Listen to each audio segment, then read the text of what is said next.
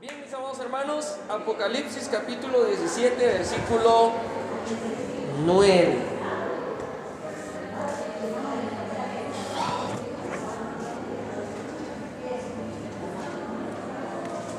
Ya hemos hablado un poco acerca de la visión del autor sagrado, de la bestia, ¿verdad? De las cabezas, de los cuernos. Hoy vamos a aunar un poquito más en el tema. Hablamos también de Babilonia, que es la mujer que está sentada sobre la bestia. Hablamos también acerca del desierto, porque la primera vez que aparece está en un desierto, ¿verdad? ¿Se recuerda? Y la segunda vez está sobre las aguas del mar. Ya hablamos también de ese tema. La última clase nos quedamos en el verso 8, donde habla acerca de la bestia que era, ¿verdad? Y que será. Ya hablamos acerca de que esta bestia se refiere al anticristo. Amén. Y estuvimos describiendo un poquito acerca de quién es este personaje. Entonces, hoy vamos a tratar acerca del versículo 9, 10 y 11. Y vamos a iniciar un proceso, diría yo, bastante delicado, ¿verdad? Porque aquí ya nos toca identificar, digamos, ciertas figuras. Y no solamente tenemos que decir estas figuras son, sino que tenemos que documentar y tenemos que dar ahí sí que la veracidad del caso, ¿verdad? Tenemos que dar la transparencia al decir muy probablemente esta figura es, tiene que haber documentación detrás, tiene que haber un respaldo bien sólido, ¿verdad? Entonces, y eso nos va a llevar un poquito de tiempo, por eso les digo, es un poquito delicado, ¿verdad? Pero que nos lleve tiempo, pero que al final estemos bien documentados, y cuando nos toque testificar, pues vamos a estar firmes, ¿verdad? Para poder responder toda pregunta. Vamos a comenzar leyendo. Dice la palabra del Señor: esto dice para la mente que tenga sabiduría. Las 7 cabezas son 7 montes sobre los cuales, dice, se sienta la mujer. Y son 7 reyes, 5 de ellos han caído, uno es y el otro aún no ha venido. Cuando venga, dice, es necesario que dure breve tiempo. La bestia que era y no es también, dice, el octavo, y es de entre los 7, y va a la perdición. Bueno, vamos a dejarlo ahí. Vamos a bendecir la reunión. Cerremos nuestros ojos. Señor, te damos gracias en esta hora porque eres bueno. Gracias, Señor, porque nos has permitido reunirnos para continuar, Padre, disertando tu palabra. Gracias, Señor, por este tiempo en el que podemos abandonar, Señor, todas nuestras preocupaciones, todas nuestras cargas, y entregarlas, Señor, en tus manos para que tú te encargues de las necesidades, mientras nos das el privilegio, Señor, de poder dedicar este tiempo a contemplar la palabra de Dios, la Santa Biblia. Oramos por los hermanos que no han podido venir, oramos por los hermanos que están prestos a venir y están de camino, bendice sus pasos. Oramos, Señor, por los obreros que están en este momento enseñando en sus iglesias. Oramos, Señor, también por nuestros pastores. Señor, guárdalos y protégelos en el nombre poderoso de Jesús. Te pedimos, Señor, que bendigas este tiempo. Te pedimos, Señor, que nos permitas ser aptos para estar delante de tu presencia. Límpianos, Señor, lávanos, purifícanos, bendícenos, Señor, y que sea tu Espíritu Santo el que abra nuestro corazón y el que abra nuestra mente para poder comprender todo lo que vamos a hablar en este momento, y que la palabra, Señor, quede como semilla, Señor, en nuestro corazón, para que dé fruto, Señor, al 100 por 1. Te pedimos, Padre, en el nombre de Jesús, que no sea palabra de hombre, sino sea la palabra del Espíritu Santo la que nos ministre en esta hora. Que no sea administración de hombre, que no sea prudencia de hombre, Señor, sino sea la palabra, la bendita palabra de Dios por medio del Espíritu Santo.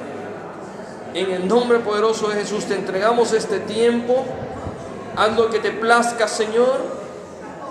Este tiempo es para ti, es un tiempo de adoración. Te lo entregamos, Padre, en tus manos, en el nombre poderoso de Jesús.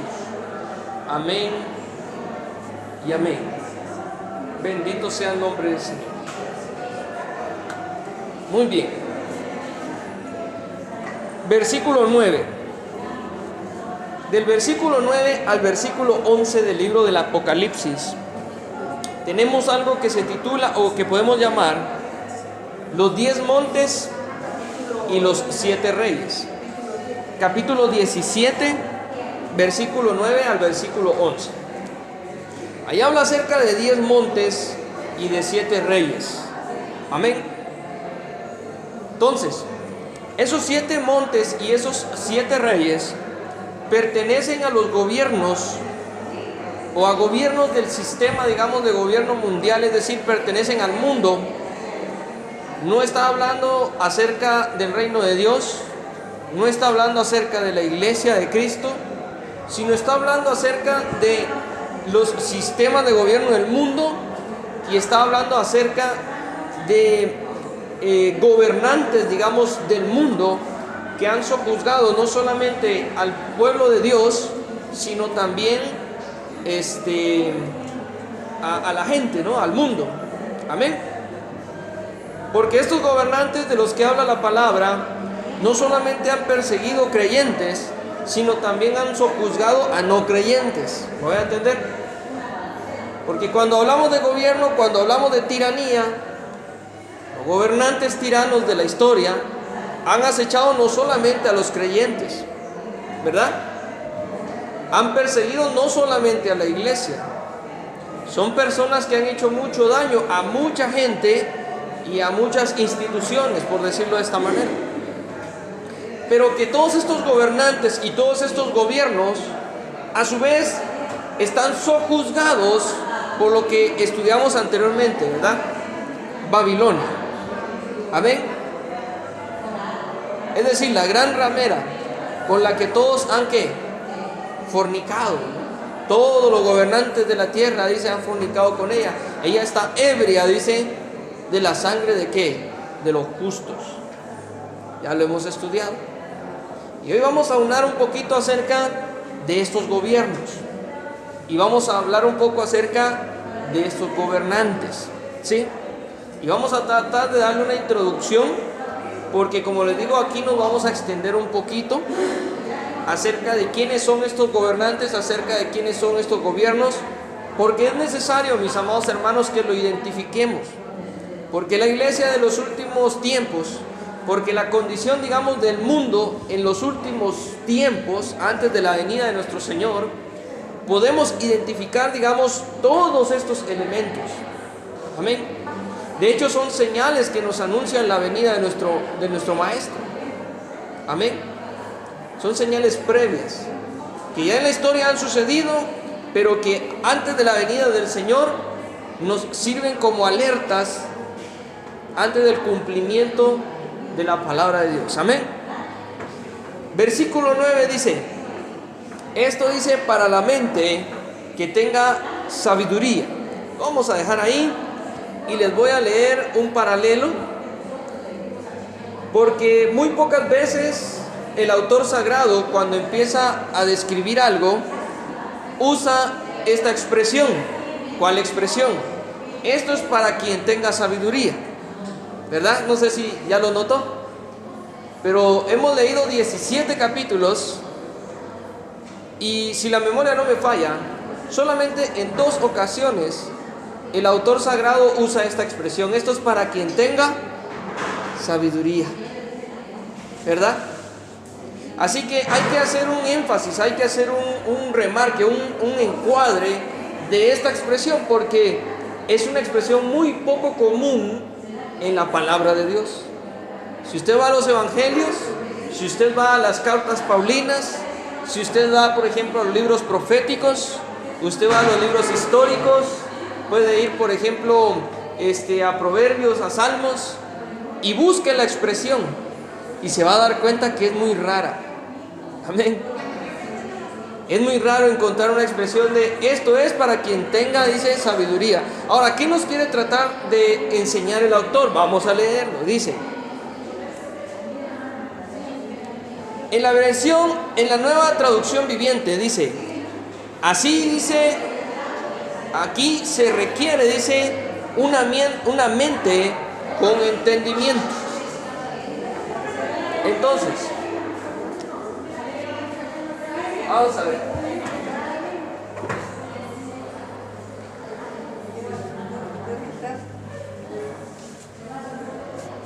Bueno, que el Señor nos ayude. El primer elemento de esta expresión es la mente, ¿verdad? Es la mente. El segundo elemento que encontramos acá es el entendimiento, ¿sí?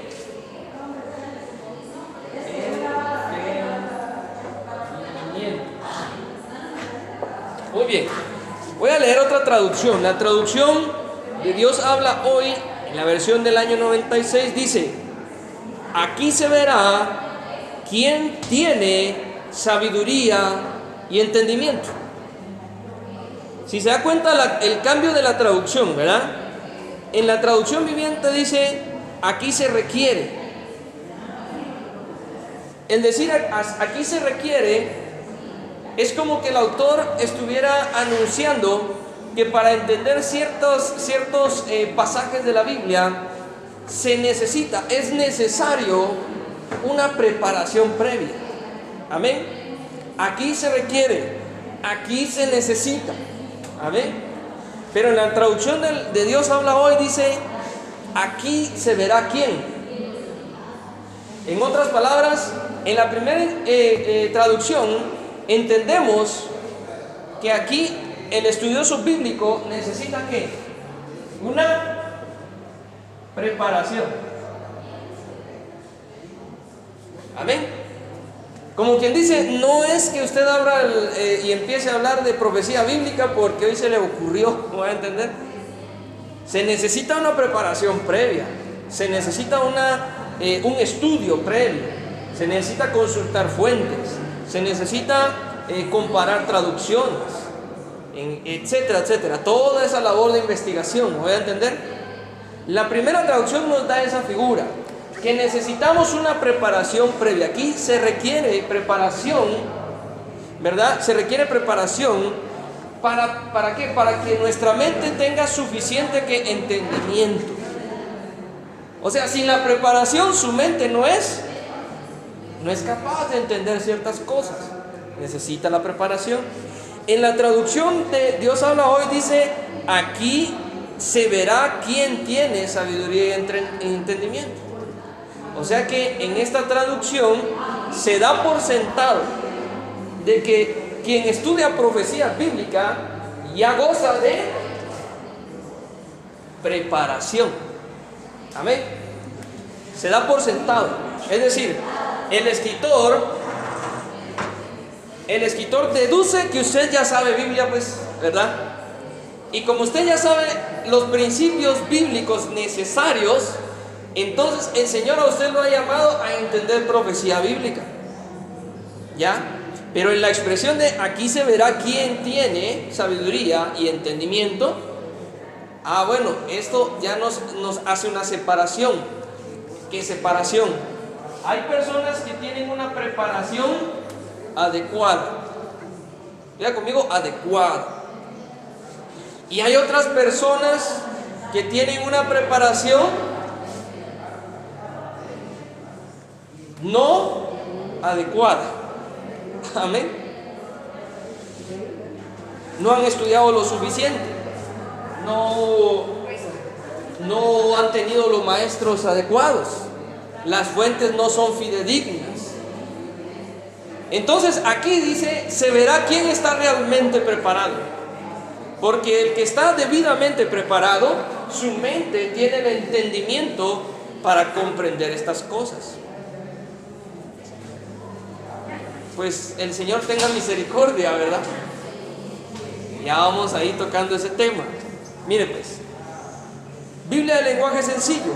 Para entender esto, aquí hay otro panorama, ¿me voy a entender? Es decir, esta expresión denota, digamos, desde otro punto de vista, lo que estamos a continuación de estudiar.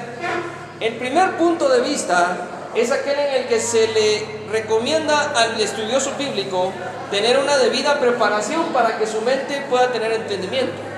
El segundo punto de vista da por sentado que usted ya sabe la Biblia, pero aquí es donde se va a ver si lo que sabe lo sabe bien o no lo sabe bien. Pero en esta tercera dice, para entender esto hace falta sabiduría. Aquí hay un tipo como de aclaración en el que el escritor viene y le dice a usted: ¿quiere estudiar Biblia? Sí, necesita preparación. Es como una alerta, voy a entender. Es como una recomendación para el estudioso bíblico, para el maestro. Amén. Muy bien.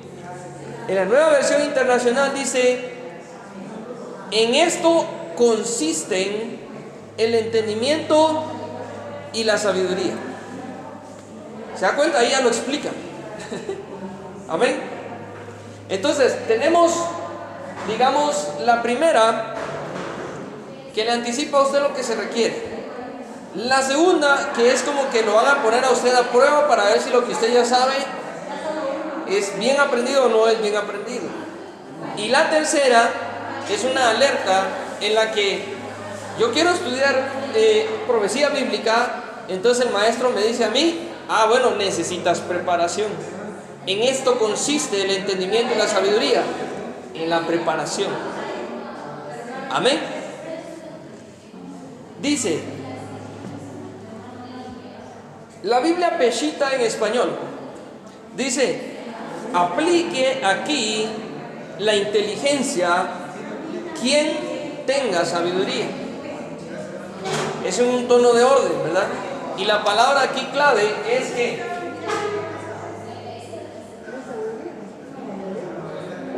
aplicar, aplicación. Sí, amén. Mire pues, hay que tener hermana, buenas noches, Dios la bendiga. Hay que tener bien claro varias cosas. Mire pues, en la última clase explicamos que en las tradiciones más antiguas la Biblia nos enseña, a través de la tradición hebrea, que quien está lleno del Espíritu Santo es alguien que conoce las Escrituras. Y explicamos acerca de que no se puede entender las Escrituras si no se está lleno del Espíritu Santo. Entonces, de ende, si usted ya sabe Biblia, es porque usted ya le pidió al Señor que el Señor le dé la sabiduría. Amén. Pero aquí viene una gran distinción, por eso es que estaba haciendo esta separación. Nosotros como maestros podemos pedirle al Señor sabiduría. Sí, como dice la hermana, quien quiera sabiduría, que se la pida a Dios y el Señor se la da. Pero ahora la pregunta es, ¿cómo Dios le da a usted la sabiduría? Orando es parte de la disciplina para llegar a ser un hombre y una mujer sabio. Solo hay un caso registrado en la palabra de Dios en la que el Señor vino y le dio, como quien dice, instantáneamente, así, como chasquido de dedos, la sabiduría, exacto, a una persona, y ese fue Salomón.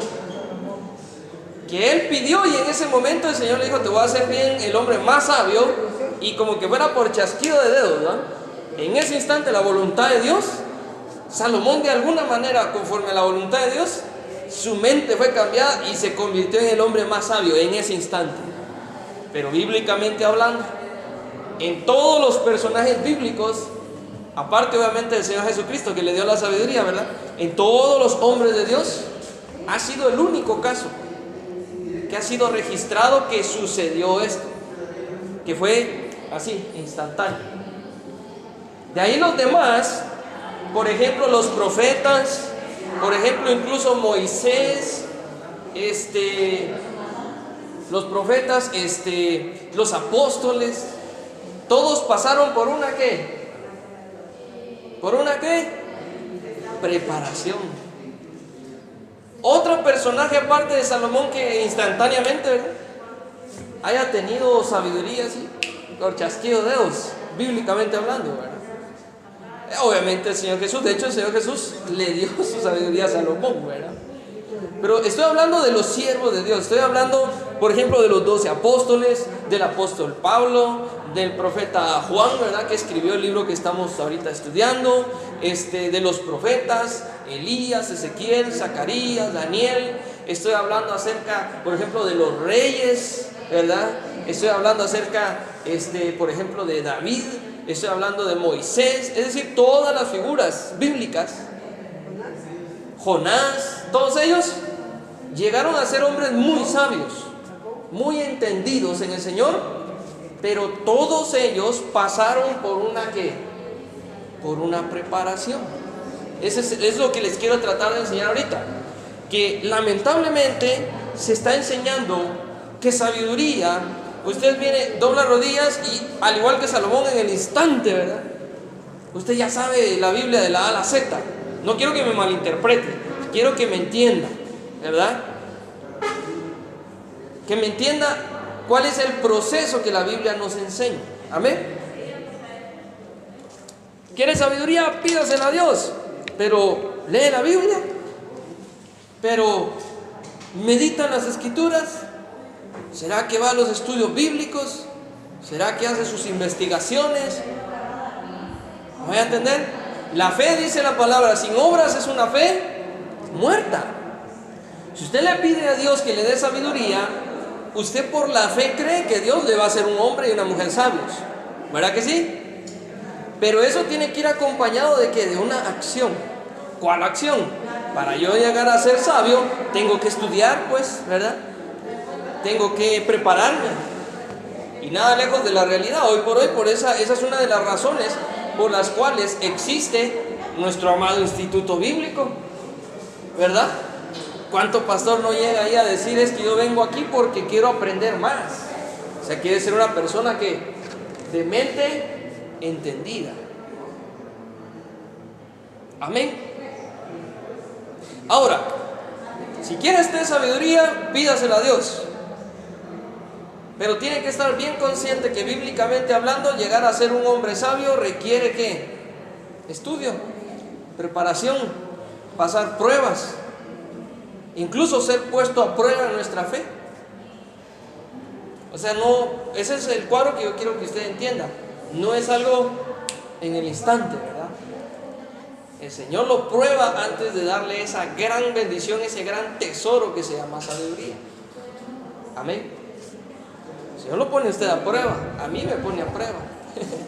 Prueba nuestra fe. Amén. Es más, usted quiere saber qué persona es una persona que practica la verdadera fe en el Señor. Esa persona tiene que tener una preparación y una mente entendida. En otras palabras, yo no le puedo decir, Señor, dame sabiduría, y yo no leo la Biblia. Señor, hazme un hombre muy sabio, así como de Salomón, ¿verdad? Pero no voy a los cultos, no voy al estudio bíblico. En casa la Biblia ahí solo polvito recibe, ¿verdad? Guardada ahí en el estante, ¿verdad? ¿Cómo entonces vamos a ser personas sabias si no estudiamos la Escritura? Ahora, aquí viene la aplicación a nuestro estudio. Dice la palabra de Dios que para poder tener, digamos, una mente, es decir, que para que nuestra mente entienda lo que vamos a estudiar en este momento, necesitamos una preparación. Necesitamos conocer la palabra de Dios, las Escrituras, es decir, los evangelios, las cartas paulinas, el Antiguo Testamento. Amén. Porque por medio de las Escrituras conocemos a Dios, pero también por medio de las Escrituras conocemos al enemigo, Satanás, que el Señor lo reprenda. Amén. Porque en este momento vamos a hablar de lo que hace el enemigo, mis amados hermanos. Y cómo usted va a distinguir, ¿verdad?, las señales si usted no conoce la Biblia, si no es una persona entendida en la Biblia. Y no solamente conocer Biblia, sino la Escritura nos aclara aquí se verá quién tiene la adecuada preparación. Como quien dice, si usted está buscando poner a prueba sus conocimientos, ¿verdad? Si usted está preguntándose, Señor, y lo que yo sé, ¿Es lo correcto o es lo incorrecto? Porque aquí no hay pierde, ¿verdad? Como decía el Señor, no hay tibios, ¿verdad? O es frío o es caliente. O sabe o no sabe, ¿no? ¿Verdad? ¿Y sabe qué es lo más difícil de esto? Que como el Señor es tan tajante, el Señor es o es sana doctrina o es doctrina falsa, no hay intermedios. Entonces el estudioso bíblico, cuando dice, no, yo quiero la sana doctrina, bueno, entonces inicia su proceso de ¿qué? De preparación, para llegar a tener una mente que sea entendida. Y no solamente eso, que cuando sea una persona con mente, con un entendimiento adecuado para la escritura, entonces la aplica, la lleva a la acción, ¿me voy a entender? Amén. Así es como se cumple la palabra, así es como se demuestra la fe, así es como se le demuestra a Dios que realmente ejercemos la fe, ¿me voy a entender? Amén. Y como le digo, aquí es donde viene lo difícil, porque cuando se habla acerca de sana doctrina, empezamos la investigación y va a llegar ese momento, porque a todos nos ha llegado, a mí me llegó, ¿verdad? Empieza el Señor a redarguir nuestro corazón y a la luz de la palabra va a llegar el día y lo que yo creía que era cierto no es cierto. Aquello que yo practiqué no es correcto delante de Dios. ¿Por qué? Porque ya lo vimos a la luz de la palabra, ¿lo voy a entender? A la luz de la palabra somos confrontados con la verdad. Amén. Y aquí es donde, como les decía hace un momento, se pone a prueba la fe de la persona. Porque usted decide a la luz de la palabra, bueno, Señor, ya me abriste mi mente y mi corazón, ya me di cuenta de la verdad. Ahora, ¿de quién es decisión que usted siga la verdad? De usted, ¿no? Ya descubrí qué es lo que es falso y qué es lo que es verdadero. Ahora queda en las manos del ser humano, ¿verdad?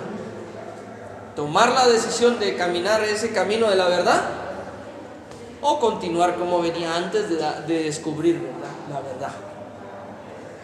Ahí sí el Señor nos da esa libertad de elección, ¿me voy a entender? Y ahí se le demuestra a Dios cuánto le amamos.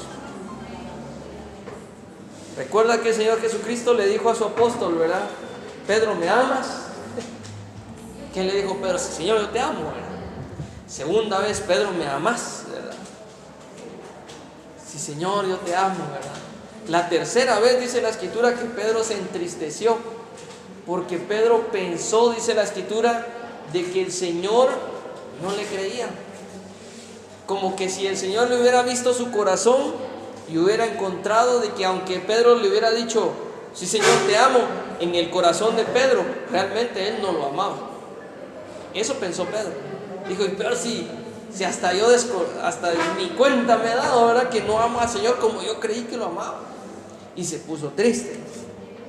Y entonces el Espíritu Santo, ¿verdad?, le dio las palabras a Pedro. Y Pedro viene y le dice, Señor, tú lo conoces todo. Y tú sabes si lo que te digo es cierto o no. Pero yo te puedo decir que te amo, ¿verdad? Ya tú sabrás, ¿verdad?, si es cierto o no, porque tú conoces mi corazón. Impresionante, ¿verdad? Impresionante. Ahora en esta noche el Señor le dice a usted, Pedro, ¿me amas? ¿Verdad? Que está a punto de meterse a camisa de 11 varas, ¿no? Pedro, ¿me amas? Usted, Señor, te amo. Aunque confrontemos aquí ahorita un poquito la fe, Señor, te amo. Aunque cuando te des cuenta que habían cosas que hacías, ¿verdad? Sí, Señor, te amo. Las 3 veces, da igual que Pedro. ¿Verdad, hermanos? Impresionante, impresionante. Así que, versículo 9, ¿qué nos enseña? Sí, eso fue después. Eso fue para reivindicar el pecado de Pedro, porque Pedro lo negó 3 veces. Entonces, al decir 3 veces, Señor, te amo, entonces como quien dice, Pedro se reivindicó de ese pecado. Señor, imagínense qué preciosa la misericordia de Dios. Le dio chance incluso hasta para reivindicar ese gran pecadote, ¿no? Amén. Muy bien, mis amados hermanos. Versículo 9 dice, aquí se requiere una mente con entendimiento. Aquí se requiere una mente abierta, una mente con preparación. Se va a poner a prueba nuestra preparación, pero el objetivo que es que nuestra mente entienda la Escritura y que esto lo llevemos ¿a qué? A la práctica. Amén. Entonces dice, las 7 cabezas de la bestia representan las 7 colinas donde la mujer gobierna. Siempre en el 17, versículo 9. Dice, las 7 cabezas de la bestia representan las 7 colinas donde la mujer gobierna. ¿Quién mujer? Babilonia. Amén. Y también representan 7 reyes. Vamos a ponerle ahí que pausa. ¿Cuántas montañas son? ¿Sí? O colinas, pues, ¿verdad? Son 7. Entonces vamos a hacer aquí 1, 2, 3, 4, 5, 6, 7, ¿verdad? Vamos a enumerar 3, 4, 5, 7. Ahí está. El autor sagrado tuvo una visión en la que miró. Es como que usted ahorita salga a la calle, ¿verdad? Y haga un giro así de 360 grados y se dé cuenta que donde usted está rodeado por un área montañosa, pero que al contarlas, ¿verdad? Son 7 colinas alrededor de donde usted está, de la ciudad, pues, o del pueblo, ¿me va a entender? Y viene el ángel y le dice, muy bien, ahora te voy a empezar a explicar. Lo primero que le explica es que esas montañas, esas colinas representan ¿qué? 7 gobiernos, ¿sí? Y 7 reyes. ¿Ven? Entonces, primero es gobiernos y reyes. Son 7. No son más, solo 7. Estas colinas y estos reyes representan el contexto del autor sagrado y representan los acontecimientos que van a suceder en el futuro. ¿Ya? Ahorita lo vamos a leer. En el versículo 9, vamos a ver. En el versículo 9 dice, comentario bíblico: solo hay una ciudad en la tierra que está asentada sobre 7 montes. Dice, desde los 7 montes o las 7 colinas es el lugar que se conoce como Roma. Así que ese es el primer nombre de la noche, mis amados hermanos. Roma. Está en una circunferencia exacta. Y en medio está Roma. Roma. A ver, mi amado hermano, ¿qué hay en Roma? Roma es parte de Italia, ¿no? Lo que son gobiernos, digamos, seculares. Pero en Roma hay un gobierno muy particular. Es el gobierno del Vaticano. ¿Ya? Es la sede, como quien dice, matriz, ¿verdad? Es la central, como quien dice, es la primera, ¿no? La primera, la cabeza de todo. El Vaticano. ¿Sí? El Vaticano en sí mismo es una ciudad dentro de otra ciudad. ¿Sí? Hágase de cuenta que Roma es este círculo, ¿no? Y alrededor del círculo están estas 7 colinas. Y en Roma, adentro de Roma, está ese gran edificio, ¿verdad?, que se llama el Vaticano.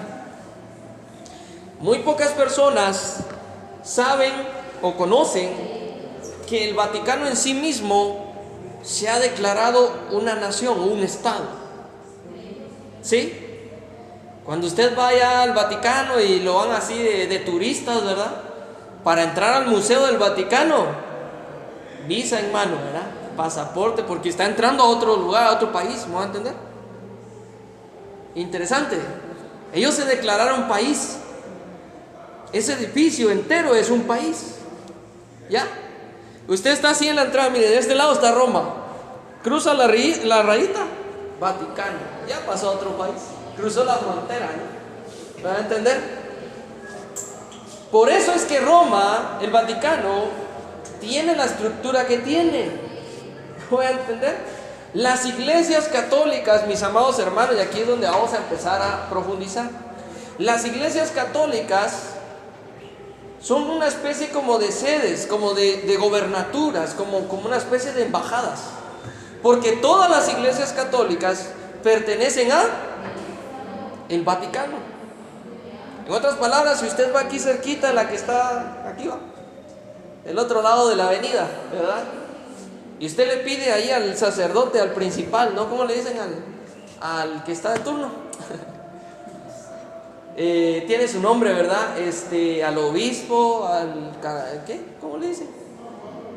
Al padre que es el sacerdote, el administrador, pues general, ¿va? Perdone, pues que esos términos no los conozco muy bien, ¿verdad? Fui católico, pero eso fue hace 15 años. Perdónenme. Bueno, el tema es de que si usted va a la administración, pues, ¿verdad?, de esa iglesia, y le piden las escrituras de los derechos de propiedad, ¿verdad?, de esa tierra, ¿no?, donde está edificada esa iglesia, se va a llevar la sorpresa que están a nombre del Vaticano. Y como el Vaticano es una ciudad, un estado declarado, entonces cada iglesia es como una especie como de embajada. ¿Voy a entender? Por eso es que hay un sistema de jerarquía, que si usted compara la jerarquía de los sacerdotes católicos, se va a llevar la gran sorpresa que parece mucho eso como a un sistema militar, un sistema de gobierno secular, donde están los cardenales, los obispos, están los monseñores, ¿verdad? Están los sacerdotes, y así hasta abajo, ¿verdad? Hasta los rangos más pequeñitos. ¿Voy a entender? Impresionante. Si usted viene y ahorita entra a una iglesia católica, haga de cuenta que está entrando a una embajada del Vaticano. ¿Por qué cree usted que en los tiempos de conflicto, no solamente en Norteamérica, en varios países de América Latina, cuando perseguían a los maleantes, cuando perseguían a los fugitivos, ¿a dónde se iban a esconder según la historia? A las iglesias católicas. Iban a pedir asilo. ¿Cómo le van a dar asilo, verdad? Porque las iglesias son una especie como de embajada, ¿me voy a entender? Es como que usted vaya ahorita y se vaya a meter a la embajada de Estados Unidos y pida asilo político, porque ya hasta que lo matan, ¿verdad? De cierta línea ya no pueden pasar por temas políticos. El Vaticano, Roma, mis amados hermanos, también como es un estado, goza de toda la estructura como un estado normal, ¿verdad? De hecho, hay una institución que muy poca gente conoce, que se llama el Banco del Vaticano. Interesante, ¿verdad? Si usted supiera, mi amado hermano, la riqueza económica que tiene el Vaticano en ese banco, Jesús bendito, usted se queda sorprendidísimo. Es uno de los bancos más grandes del mundo, mis amados hermanos, con miles de millones de dólares, euros, yenes, libras, ¿verdad?, a disposición. Free taxes, dijo, ¿verdad? Porque todas son donaciones, ¿me va a entender? Todo ese dinero son donaciones. El Vaticano es la única institución religiosa, digamos, que ha tenido a su disposición el servilismo de muchos gobiernos, de muchos reyes. Por eso es que cuando usted, por ejemplo, va al Museo del Vaticano, va a encontrar usted ahí obras de Miguel Ángel. De hecho, ahí uno de los autores, la Capilla Sixtina, ¿va?, es una de las obras de artes de mayor renombre, ¿verdad?, de mayor reconocimiento, pues, a nivel mundial, ¿verdad? Va a encontrar usted ahí obras griegas, romanas, esculturas que hoy por hoy, esos cuadros, ¿cuánto cuesta un cuadrito de Miguel Ángel, verdad? Miles de millones de dólares. Y todo eso ahí, ellos lo recibieron como regalo, mis amados hermanos. El Papa, mis amados hermanos, pues si usted no lo sabía, La silla papal, ¿verdad? Donde él se sienta a orar su misa y es de oro puro, de oro macizo. Imagínense. Bueno, hasta donde la investigación me dio, ¿verdad? Ellos en sí no es que tengan una fuerza militar. Lo que ellos tienen son una especie como de guardas que es como el servicio secreto, ¿verdad? Que ellos tienen como sus propios policías, pero esos cuidan solamente al Papa. Pero en cuanto a lo militar, los estados, los gobiernos le prestan sus soldados al Vaticano. Impresionante, ¿verdad? Ellos no tienen, digamos, fuerza militar, pero sí cuentan con ejércitos, y miles. ¿Cuántos países del mundo han negado sus alianzas con el Vaticano? Ninguno, mis amados hermanos. Ninguno.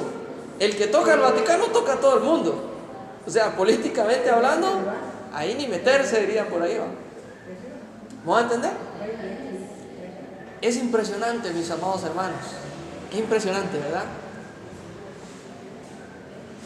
Algo impresionante, la voz del Papa. El papado es como una especie de gobierno, ¿me voy a entender? Religioso, político y económico, mezclados en sí mismo. Cada vez que hay conflictos armados, mis amados hermanos, cada vez que las naciones están ahí que se quieren dar guerra, pero viene el Papa, les dice, hagan la paz, ¿y qué es lo que sucede? Todo como que se calma el tema, ¿verdad? Obama, ¿verdad? El presidente de Estados Unidos, ¿cuántas veces el Papa viene? Mira, una llamadita, en cosa de un par de días, ya, ahí está, pase adelante, señor Papa. Pero otro gobernante, ¿será que lo atiende igual? Dese cuenta de eso. Dese cuenta de que ese señor tiene un poder político, económico y religioso sin precedentes. Me atrevería a decir que es el hombre más poderoso del mundo, porque lo que dice el Papa, todo el mundo lo sigue. Y es una de las instituciones más multimillonarias de todo el mundo. Haga sus números. ¿Cuánto tiene el Vaticano en tema de bienes raíces, ¿verdad? ¿Cuántas iglesias no hay en el mundo? ¿Cuánto no recaudan diario? Es un tema descomunal. Es un tema descomunal. Ahora, lo interesante de todo esto no es por hablar, digamos, del Vaticano nada más y por así someramente, no.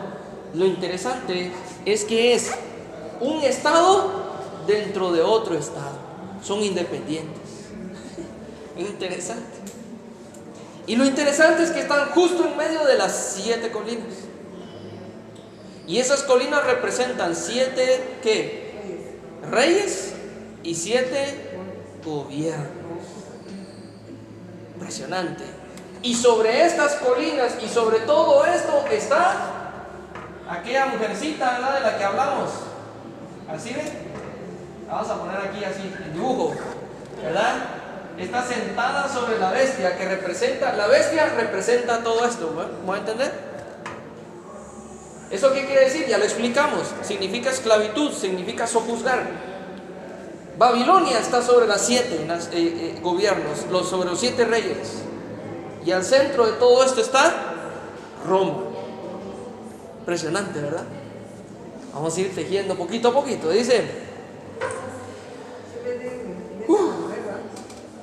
Dice, podemos observar, dice el comentario bíblico, podemos observar, por ejemplo, la Catedral de San Pedro en Roma. Y entonces podríamos recordar aquel pasaje que dice, y Babilonia, dice, la mujer lleva nombres blasfemos, y que se sienta, dice, sobre 7 montes. Llegamos a la conclusión de que se trata de Roma y del Vaticano. Es interesante porque dentro del Vaticano hay muchos ídolos paganos, porque los han dado, ¿verdad?, como ofrenda a los reyes. Y entonces hay ídolos ahí que tienen inscripciones muy antiguas, que las personas que hicieron esos ídolos inscribieron en esas estatuas nombres blasfemos, mis amados hermanos. Y hay estatuas, ídolos de adoraciones que en la Biblia, cuando vamos a investigar, Esas son las adoraciones que son, dice la Biblia, abominación para Dios. Pero están ahí, guardaditas, exhibidas en el museíto, ¿verdad?, del Vaticano. Usted va y las mira, ahí está. Y no solo eso, sino que también en sí mismo, la estructura del Vaticano en sí misma, mis amados hermanos, es una estructura sumamente idólatra. Amén. ¿Cómo? Ah, sí, ahí vamos a entrar a ese tema porque vamos a hacer una investigación acerca de lo que se conoce como el papado. Porque, ya se me adelantó. Porque ahí va a ver cómo se cumple la palabra con el papado. Mire pues, pero no nos adelantemos. La estructura de ese edificio en sí mismo es una estructura sumamente idólatra. Porque ahí están todos los santos que usted se puede imaginar. De hecho, el papa que estuvo antes de este, ¿cómo se llama? Juan Pablo II. Los escatólogos de mayor renombre dijeron que este señor era una figura del anticristo, porque fue el que canonizó más santos que ningún otro papa anterior. Imagínense. Y los santos para la religión católica, ¿qué significa? Los santos, la gente le va a orar a los santos, pues, a pedirles milagros a los santos, ¿no? En la fe católica, vamos a entender, estamos tratando de entender cómo suceden las cosas. Fíjense que hace poco yo, en motivo de investigación, fui a Panajachel, a un pueblo que se llama Santo Tomás, creo que se llama, donde está, en teoría, ¿verdad?, según los historiadores, la primera iglesia de Hispanoamérica. Cuando vinieron a conquistar y vinieron a colonizar y venían también padrecitos, curas, para convertir a la gente al catolicismo, ¿verdad? Ahí está la primera iglesia. De hecho, ahí hay una placa, dice que es la primera iglesia, y usted hace sus números de la fundación y dice, la gran sí lleva bastantes años esta. Y usted entra ahí a turistear, ¿verdad? Y en unas puertonas ahí que tienen más de 300 años, pues, 200 años. Impresionante. Pero lo que me llamó la atención en la investigación es que al observar a la gente, pude ver cómo las personas, los lugareños, entraban al lugar y empezaban como que a orar, ¿verdad?, a rezar, pero buscaban acorde a la necesidad al santo. ¿Dicen? Y vi como uno le rezaba a una imagen de supuestamente el ángel Gabriel. Ahí estaba la persona rezando. Otro a San Judas Tadeo, el de las causas perdidas, dicen, ¿verdad? Ahí le fue a rezar la persona y hasta le fue a dejar su ofrenda y todo, ¿verdad? Y así, todos los santos, todos buscando ahí conforme a la necesidad, buscando sus santos. Y no saben que eso es idolatría. Y entonces, si el Papa canonizó en la fe cristiana, en la fe católica, ¿verdad?, significa que esas personas ahora ya son santos, que pueden interceder por usted ante Dios. La Biblia nos enseña que no hay un mediador entre Dios y el hombre, sino solamente Jesucristo, nuestro Señor. No hay nadie más. Y entonces, si usted le está orando a un santo, le está orando a un hombre que ya murió, ¿verdad? Y ese hombre y esa mujer está, al igual que usted y yo, esperando juicio, esperando el llamado del Señor, y va a entregar cuentas.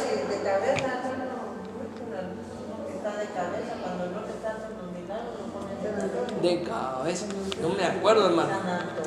Ya les voy a traer la documentación, porque eso es parte de la investigación del papado, las canonizaciones. A lo que quiero llegar es que nosotros no, miren mis amados hermanos, la Biblia nos prohíbe, pero así terminantemente prohibido, que el ser humano se comunique con un muerto. Eso es prohibidísimo. Eso es una ofensa al Señor al nivel más alto, ¿me voy a entender? Está prohibido, porque la Biblia nos habla que eso es concerniente a lo que nosotros conocemos como ocultismo. Modernamente le llamamos brujería. Dice la Biblia, mi pueblo perece por falta ¿de qué? De conocimiento. Usted va a un católico y le explican, mire, ¿qué dice la Biblia acerca de hablar con muertos? Y le aseguro que no le va a saber explicar, porque el padre no se los enseña, se les cae el negocio, ¿verdad? Sí, porque eso sí también, en la investigación, las personas que van a orarle a santos, regularmente le llevan buen dinerito, buena ofrenda. También vamos a entrar en ese tema. No crea que solo los pastores evangélicos se han hecho millonarios con el dinero de la gente. Tengo una lista ahí que nos vamos a divertir con la documentación y vamos a darle gloria a Dios, ¿verdad? Porque va a quedar registrado para que la gente lo escuche e investigue. Hay sacerdotes, mis amados hermanos, que van a dar misa con sotanas de seda, con hilos de oro, pues. Imagínense, cosas así de extravagantes. Sacerdotes que viven en casas, dicen ellos, sacerdotales, ¿no? De 4 o 5 millones de dólares. Es una cosa, pero... Eso sí, mire, si usted creía que los evangélicos se pasaban con el tema de la prosperidad, espérese a escuchar lo que han hecho los sacerdotes católicos con el dinero de la gente. O sea, aquí no se salva a nadie. Cuando es pecado, mis amados hermanos. Y mientras más corrupto sea el sistema, el pecado es más... Por eso es que el Señor lo llamaba a esos abominación delante de Dios. Entonces, esos... que no se junten con estos sacerdotes, porque si no ya nos llevó la tristeza en el gobierno. De veras. Miren, pues continuando con el tema, ¿verdad? Continuando con el tema. La Biblia nos prohíbe terminantemente comunicarnos con muertos. No podemos hablarle a los muertos, es prohibido por Dios.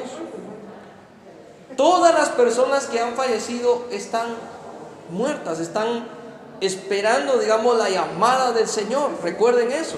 Todos ahorita están descansando, están esperando la voz de Dios.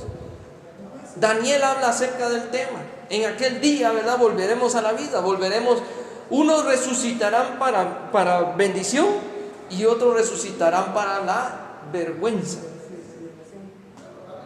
Vamos todos a dar cuentas delante de Dios. Lo único es que unos sí tenemos esperanza por medio del Señor Jesucristo y otros no. Pero les aseguro, la Biblia no habla acerca de que San Juan Tadeo esté en el cielo. La Biblia nos enseña que todos esos hombres y mujeres, al igual que nosotros, estaremos dormidos, ¿no? Descansando, esperando la llamada del Señor, esperando darle cuentas a Dios. Y todos esos, al igual que nosotros, tienen que ser aprobados delante de Dios para heredar la vida eterna, mis amados hermanos. Porque si el nombre de este señor, ¿verdad?, este santo, no está escrito en el libro de la vida, así sea San Petróleo, dirían por ahí, ¿verdad?, santo de los santos, no va a entrar al reino de Dios, no se va a zafar, pues. Ahora la pregunta es, mire cómo va Satanás, ¿verdad? ¿Qué va a pasar con todas esas personas que depositaron la fe en uno de esos santos, que dedicaron toda su vida a orar, a rezarles, ¿no? ¿Voy a entender? Delicadísimo, ¿sí o no?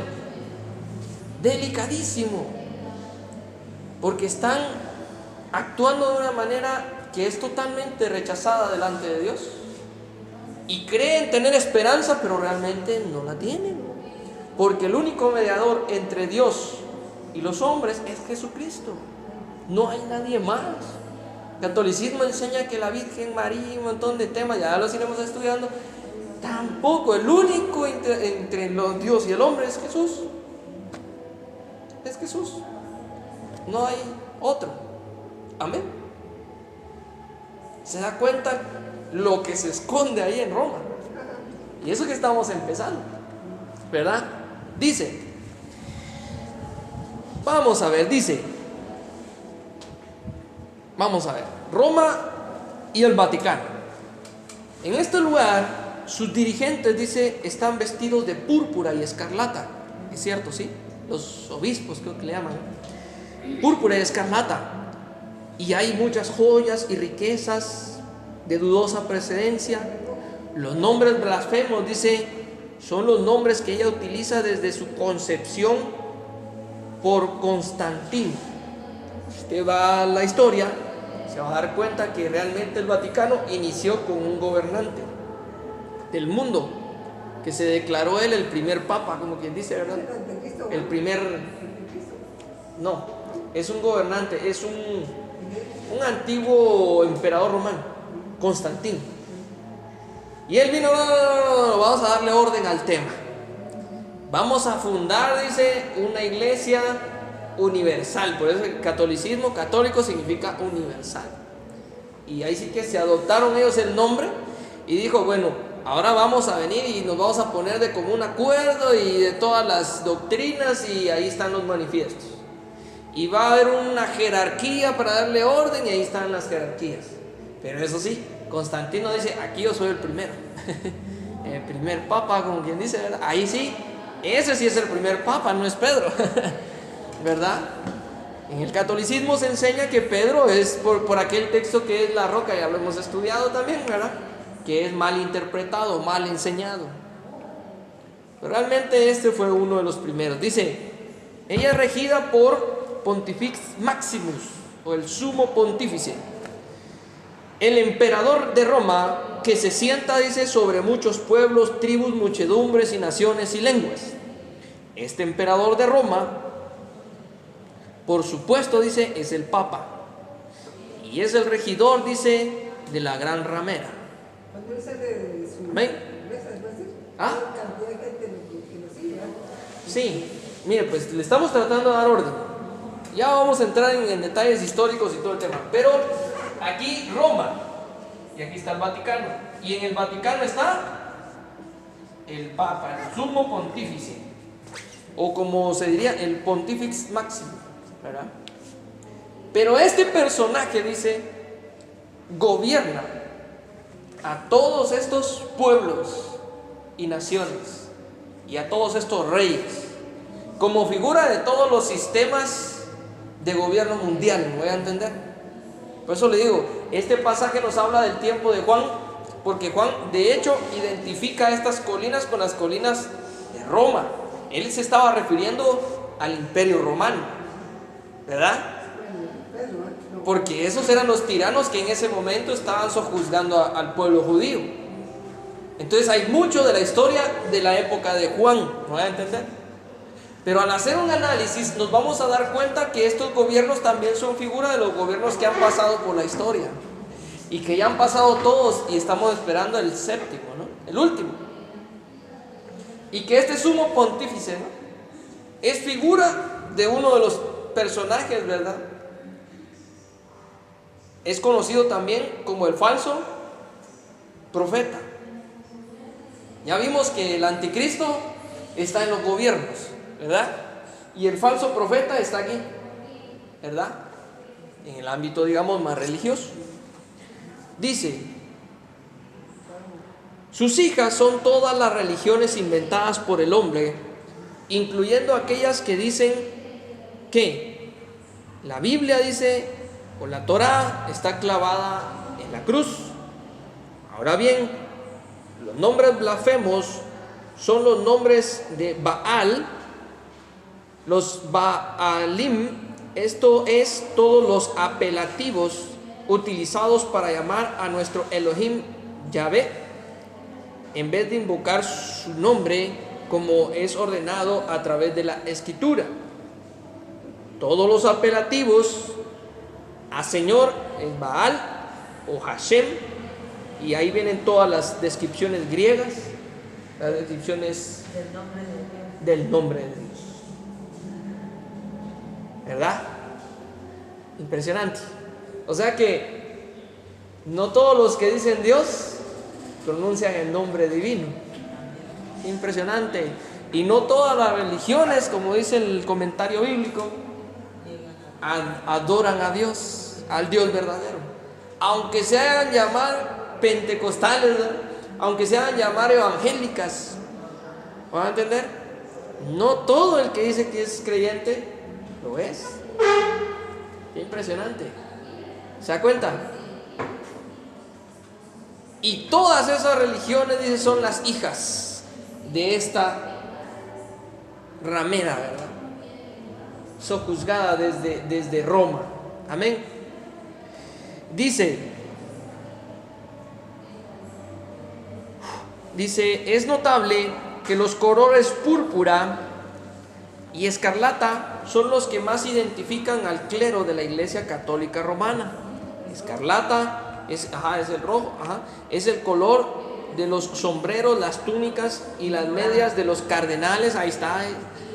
Es el color del forro interno de la túnica del Papa.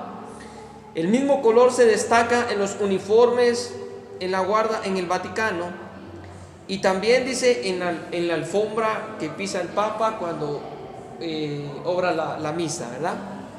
Para que Roma o el Vaticano, dice, sea la madre, tiene que tener hijas rameras. También estas son las denominaciones del cristianismo evangélico falso y del Islam. En el mundo directamente son tremendos, porque miren cómo esa iglesia católica pues pone en todos los lugares, ya sea una nación, una iglesia católica a la par la municipalidad y a la par el presidente. Sí, ahí está, unidas las tres. Mire, pues le voy a dar, le voy a dar un dato clave. Un dato clave. ¿Cómo podemos ver que los evangélicos ya están contaminados, ¿no? En todo esto. Le voy a dar una palabra clave y esa palabra es ecumenismo. Ecumenismo. Dicho de una manera simple, es la unión de todas las religiones. Y adivine quién empezó el ecumenismo, ese movimiento. Empezó el Papa, ¿sí? El Papa vino y empezó, ya lo iremos estudiando, datos históricos, pero el Papa vino y llamó a todos los principales dirigentes, mis amados hermanos, de las denominaciones. Y todos estuvieron allá en Roma, en el Vaticano, y oficiaron una misa. Y ahí habían líderes cristianos y evangélicos, mis amados hermanos, de hombres que el Señor usó, pero impresionante, pero por alguna razón estaban ahí. Y miren, hermano, está documentado hasta con video, cómo hubo un instante en el que el Papa hizo un aparente llamado a la unidad, pero él no soltó su silla, ¿verdad? Está disfrazado el tema. Seamos unidos, pero ¿quién está organizando? El Papa. Como que está camuflajeando, ¿verdad? Y hubo un momento, mi amado hermano, ya dicen hermano, y hubo un momento en el que cuando llamó a una aparente unidad, todos los líderes invitados, es decir, todas las cabezas, ¿no?, de las denominaciones, ahí en cuanto a los evangélicos estaban los presbiterianos, estaban, o sea, las denominaciones más antiguas, ¿pueden entender? Y mire, hermano, qué impresionante ver que esas personas que el Señor ha usado de una manera extraordinaria, que están al frente de una denominación, ¿verdad? Imagínense ser el presidente de Asambleas de Dios y usted tiene más de 70 millones de miembros en su iglesia, ¿verdad? Estando ahí en el Vaticano hubo un momento, ¿verdad? Obviamente Asambleas de Dios no fue, está documentado, ya lo investigué, ¿verdad? Es una de las poquitas, ¿verdad? Pero lamentablemente los presbiterianos ahí sí estuvieron. Se pusieron de rodillas frente al Papa y le besaron la mano. Eso, mis amados hermanos, es una señal de rendición. Le dieron a él la autoridad. Impresionante. Y de esa fecha para acá, todos los grandes ministros de alabanza, predicadores, y ahí es donde empezó a surgir toda esta tremenda apostasía que estamos viendo en este momento, donde la gente ya se torció, ¿verdad? Toda esta falsa doctrina es a raíz de que muchos líderes entregaron ese gobierno, esa autoridad a ese personaje. Pusieron de rodillas y le besaron la mano. Impresionante. La pregunta es, ¿cómo alguien de teología, mis amados hermanos, cómo alguien de 20, 40 años de evangelio se pone de rodillas delante, ¿verdad?, y entrega? La Biblia nos habla que en los últimos tiempos las personas, dice, serán entregadas a sus propias, ¿qué?, a sus propias concupiscencias, y serán cegados, ¿verdad? Serán cegados y serán entregados a sus propios pecados. Ahora, ¿qué me dice eso? Muy tristemente, muchos líderes están viviendo una vida en pecado, pero como quien dice, tras bambalinas, ¿verdad? No pasa nada. No, o sea, nadie, o sea, la congregación no se da cuenta, pero en su corazón están lejos de Dios. y saben mucho Biblia, lo que decíamos al principio, pero no es adecuado su preparación, su conocimiento. Conocen mucho de la Biblia, esos sí son teólogos, pero es una teología que equivocada, tergiversada, se torcieron.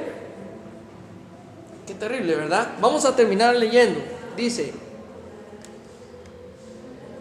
esta figura también aparece en el libro de Daniel, en el capítulo 7, en el versículo 19. Es la cuarta bestia que ve Daniel, el imperio romano, que no es ahora, pero ya está listo para la tribulación. Daniel 7, 19. Desde 19, puede leer desde el 10 en adelante, pero de 19, ahí está. Muy bien. Entonces, para ir terminando, mis amados hermanos, Daniel 7, 19, que lo buscamos y con eso terminamos esta. Daniel 7, 19, ¿verdad? Son las cuatro bestias. Hice el comentario bíblico que esta es la cuarta bestia que ve el profeta Daniel. Entonces dice: quise conocer el verdadero significado de la cuarta bestia. Versículo 19, de la cuarta bestia, que era tan diferente, dice, a las demás, y tan espantosa, era la más espantosa de todas. Había devorado y había aplastado, dice, a sus víctimas con dientes de hierro y garras de bronce, y pisoteaba, dice, los restos bajo de sus pies. También pregunté acerca de los 10 cuernos que había en la cabeza de la cuarta bestia, y por el cuerno pequeño que surgió después, y destruyó, dice, a 3 de los cuernos. Este cuerno parecía más grande que los demás, y tenía ojos humanos y una boca que presumía, dice, con arrogancia. Mientras miraba a ese cuerno, hacía guerra, dice, con el pueblo santo de Dios, y lo vencía, hasta que vino, dice, el anciano, el Altísimo, el Todopoderoso, y emitió un juicio en favor de su pueblo santo. Entonces llegó el tiempo para que todos los santos tomaran posesión del reino. Qué bendición, ¿verdad? Gloria a Dios. Contra todos los santos y los vencía. Ahí está, el Vaticano. Hemos tenido una breve miradita, ¿verdad? De muchas reseñas, de las que podemos aquí hablar buen tiempo, y que sin duda vamos a tratar la manera de poder tocar todos los detalles importantes acerca de lo que se resguarda en medio de los 7 montes, es decir, de los 7 gobiernos y sobre los 7 reyes. Es un pasaje de Apocalipsis 17, pero también aparece en el libro del profeta Daniel, ¿verdad? En el versículo 19 en adelante. Todos los profetas vieron que en los últimos tiempos habría un gobierno sobre todos los gobiernos, y que ese gobierno estaría sojuzgado por una ramera conocida como Babilonia. Amén. Pero es la misma Babilonia de hoy en día. Ya iremos estudiando. Lo que pasa es que hay algunas enseñanzas por ahí, ¿verdad?, que le atribuyen a Babilonia, ¿verdad? Ahí está el país, o está el gobernante. Y según la Biblia nos habla que debemos de identificar, ¿verdad?, un sistema de cosas, un sistema de gobierno que sojuzga a todos los demás, ¿verdad? Y a Roma, voy a entender. Por eso es que tienen que haber 3 elementos, recuerden: el anticristo, el falso profeta y Satanás. Amén. Ahora lo vamos a ir notando en las siguientes lecturas. Cada vez que el falso profeta se manifiesta, cada vez que el falso profeta obra, ahí sí que es un plan maligno, ¿verdad?, conforme a la voluntad del enemigo, que el Señor lo reprenda. Lo hace de una manera que, como quien dice, le da gloria y honor a ¿quién? al anticristo. Es más, hasta evoca a sus seguidores para adorar al anticristo. Amén. Así que podemos decir que el anticristo, o deducir, ¿verdad?, que el anticristo está sobre este sistema de cosas. Porque este sistema de cosas, llámese Roma, con la figura, ¿verdad?, del falso profeta, le da la gloria ¿a quién? Al anticristo. Al anticristo. Ya lo vamos a ir profundizando, ¿verdad? Pero ahí va en ese orden: Satanás, el anticristo y el falso profeta. Así que tenemos que identificar esas figuras. Ya lo iremos estudiando en las demás clases. Muy bien, mis amados hermanos, pongámonos de pie. Vamos a terminar orando. No ha sonado la chicharra, ¿verdad? Hoy sí, puntuales. Eso no solamente lo va a oír uno, por decirles, le está dando eso ahorita, pero no cualquiera lo va a dar. Es que es... Porque yo de todo he oído en muchos programas, de uno de los que usted estaba hablando el miércoles, cuando enseñó a ustedes, de lo mismo que enseñó él en la mañana, como me levanté a las 5:30, ya estaba enseñando. Amén. Y del mismo que usted, del mismo. Ahí estamos. Entonces no todos, Sí, muchos, hermano. a veces que hoy no quieren hablar de todo eso, ¿verdad? Pero no cualquiera lo va a enseñar. Sí, porque aparte, mire, pues aparte de que Dios le bendiga, hermana. Aparte de que son temas, como le decía al inicio, bien delicados por el material, el contenido, ¿no? Lo más difícil, por decirlo de esta forma, ¿no?, de estos temas es que confrontan a la fe de la gente, pero así de frente, bien duro, ¿verdad? Que todo lo que acabamos de leer, y esto es una pinceladita, ¿verdad?, de lo que es Vaticano. Pues por obvias razones, porque el Apocalipsis es una expresión del juicio de Dios.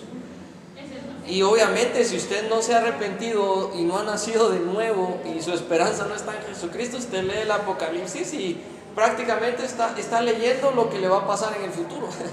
Porque la Biblia dice que los que no están en el Señor, condenación les espera, ¿verdad?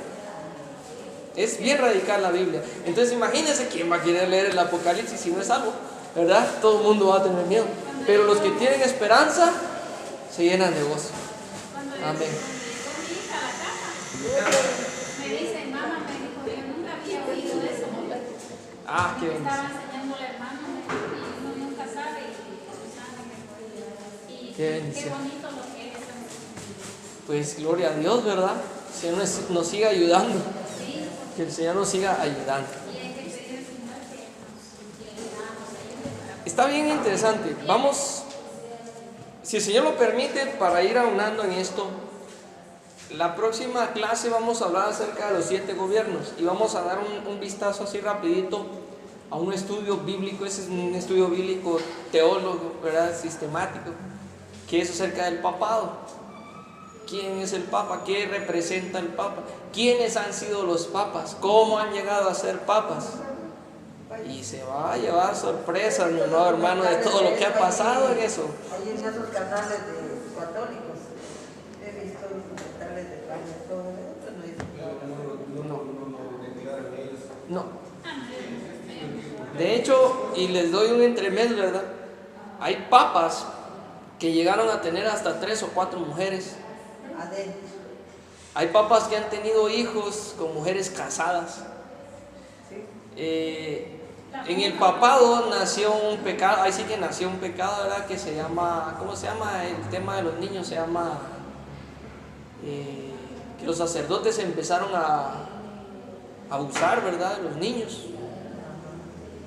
No me acuerdo cómo se llama ese pecado, ¿verdad? Eso surgió ahí en el Vaticano. También, mire, cuesta mucho encontrar esa documentación. El Vaticano dicen que es pura Sodoma y Gomorra. Ah, eso es tremendo. También hay documentación donde han encontrado fosas sépticas debajo de las iglesias, donde están enterrados hijos de monjas que tuvieron con los sacerdotes, así de fuerte. En la antigua. Hay aquí nomás, aquí cerquita hay unos.